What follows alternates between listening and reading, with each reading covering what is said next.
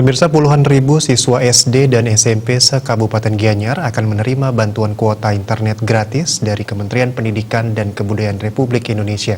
Dinas Pendidikan Gianyar pun sudah merampungkan proses verifikasi dari program tersebut. Kepala Dinas Pendidikan Kabupaten Gianyar Iwayan Sadre mengatakan, sebelumnya kuota untuk para siswa dialokasikan dari dana BOS. Sementara saat ini program itu sudah selesai dan dilanjutkan oleh Kemendikbud dengan pemberian kuota sebesar 35 gigabita.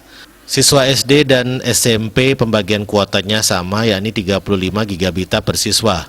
Total sekitar 45.000 siswa SD dan SMP se-Gianyar akan mendapatkan kuota. Kini data puluhan ribu siswa tersebut sudah diinput dan telah terverifikasi di Kemendikbud RI. Seluruh data siswa sudah terinput di Dapodik sekolah. Tinggal menunggu kiriman kuota ke masing-masing nomor ponsel siswa. Saat ini pihaknya menunggu laporan dari siswa terkait masuknya kuota dari kementerian. Diperkirakan paling lambat kuota cair pada awal Oktober mendatang.